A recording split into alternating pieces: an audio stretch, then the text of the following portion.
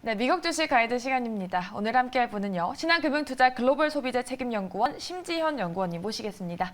안녕하십니까? 네, 안녕하십니까? 네, 그럼 오늘 종목 어떤 건지 바로 한번 열어보도록 할게요. 네, 오늘은 펩시를 준비를 해보았는데요. 네.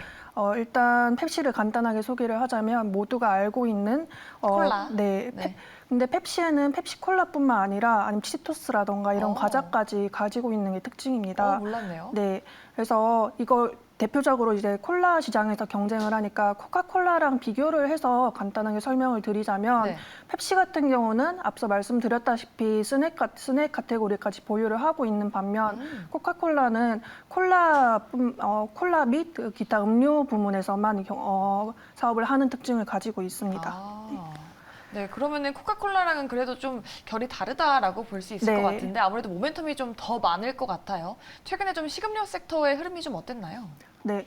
일단 팬데믹 이후부터 설명을 드리자면은 팬데믹 이후에 이제 음식료가 모두 하락을 하면서 당연히 코카콜라랑 펩시도 하락을 했는데 펩시는 코카콜라보다 비교적 덜 하락하는 특징을 가지고 있었습니다. 왜 그랬을까요? 네, 음료가 대표적으로 리오프닝에 연동되는 특징을 가지고 있는데 왜냐하면은 각 식당에 들어가기 때문에 그 팬데믹 때 식당이 많이 폐쇄되면서 이제 음료 카테고리가 많이 타격을 받았습니다. 네.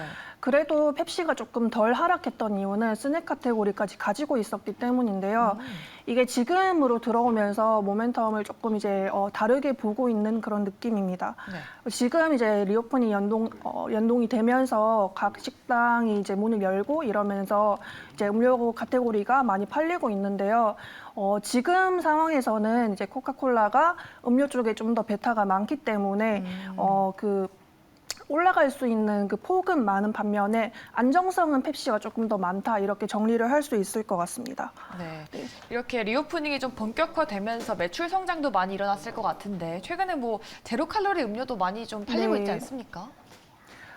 실적이랑 간단하게 설명을 드리자면 실적은 이제 이번 1분기가 아니라 4분기 거부터 설명을 드리자면 네. 4분기 때 이제 각 올라온 곡물가라던가 원단가 이런 각종 비용들을 펩시는 이제 가격 인상을 한 번 더 하겠다 이렇게 말을 했고 코카콜라는 카테고리 다각화로 대처를 하겠다 이렇게 이제 말을 한 바 있습니다. 네. 이게 1분기 때 이제 실적을 어떻게 변했나 이렇게 까봐야 되는 상황인데 펩시 같은 경우는 마진이 어느 정도 상승하는 모습을 보였고요. 반면에 코카콜라는 점유율이 상승하는 모습을 보였습니다. 네. 음식료 기업 같은 경우는 최근에 방어주로서 많이 매력을 얻고 있는데 지금 시장이 꽤 안 좋은 상황이잖아요. 네. 그렇다 보니까 방어주가 뭐가 있을까 다들 찾고 있는 분위기인데 전통적으로는 음식료, 특히 음료 쪽이, 그러니까 음식료 전체적으로 방어주의 역할을 했던 그 기간이 길기 때문에 음료도 조금 찾고 있는 것 같습니다. 네. 그래서 정리를 하자면 그 음료 섹터 같은 경우는 리오프닝 모멘텀에 해당되면서 방어주로서의 매력을 어느 정도 이제 갖고 가는 그런 컨셉이라고 보시면 될 것 같습니다. 네. 이렇게 시장 환경이 좀 안 좋을 때는 특히나 하반기에 더 경기 침체에 대한 말이 나올 때는 좀 방어주 쪽으로 관심 가져보는 게 좋을 것 같습니다.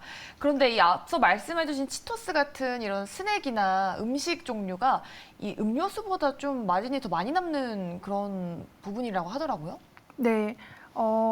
그러니까 장기 투자 포인트 관점에서 설명을 드리자면은 코카콜라가 점유율도 높고 콜라 시장에서 이제 승자인데 네. 왜 펩시를 좀 말씀드리냐라고 하면은 일단은 스낵이 있기 때문에 카테고리가 다각화되어 있어서 안정성이 좀 높은 특징을 가지고 있고요.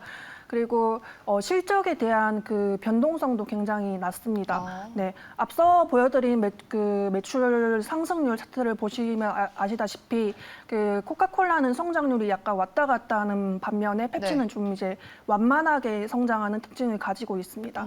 그래서 이제 경기 침체기라고 하면 좀 그렇지만은 시장이 좀 불안할 때 조금 더 이제 투자자들 입장에서 안심이 되는 그런 특징을 가지고 있다라고 보시면 될 것 같고요. 그래서 투자 전략에 따라서 코카콜라를 선택할 건지 펩시를 선택할 건지 약간 갈리는 것 같은데 만약에 이제 리오프닝에 이제 완전히 그 베타가 높은 걸 선택을 하겠다라고 하면은 코카콜라가 좀 더 유리할 것이고 아니면 좀 더 안정성 높고 이제 실적 안정성도 높고 또 이제 비용 전가를 잘 할 수 있는 걸 가져가겠다라고 하면은 펩시가 좀 더 나은 특징을 가지고 있습니다. 네, 이렇게 코카콜라랑 펩시랑 실적이 좀 다른 이유가 뭐가 있을까요? 아무래도 이제 코카콜라는 음료만 있다 보니까 그런 것만. 네, 네. 그쪽에서 좀 오는 것 같고요.